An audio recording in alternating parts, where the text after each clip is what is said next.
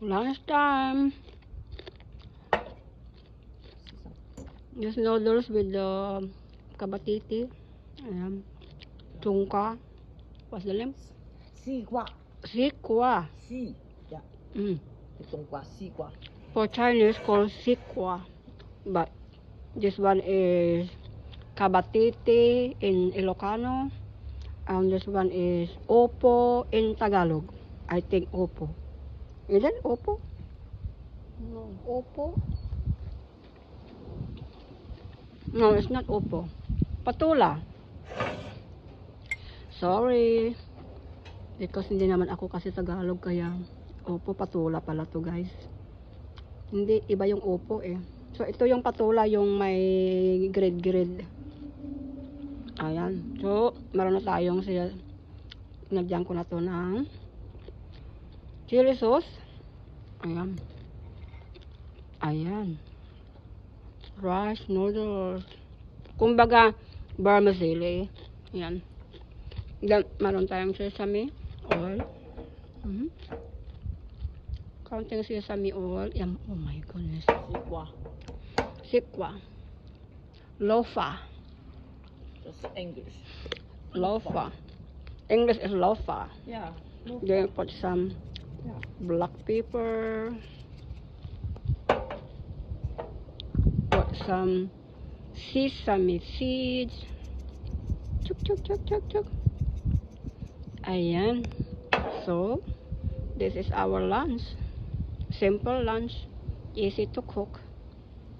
And healthy too. So this one I added with chicken, guys. Chicken breast. Ayan. So it's my pangyao. We also have that. We have the same one. So this is the one I cook for lunch. Okay. We eat. Let me try. I haven't tried this one.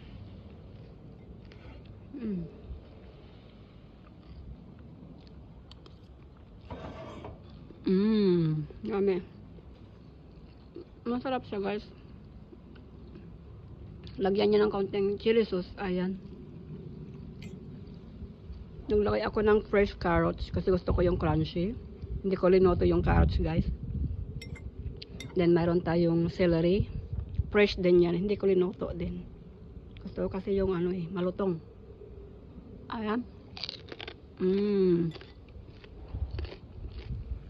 Yan ako kumain ng gulay guys.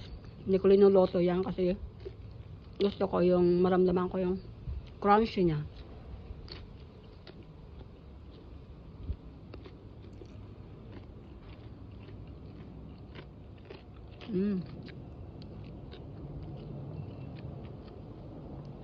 So itong carrots, fresh yan, malutong yan.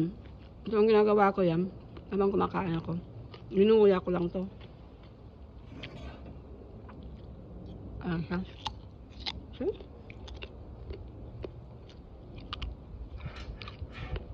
Yan ang original na sound ng crunchy food. Hindi yung kumakain ka ng sandwich ay nagka-crunchy siya. No.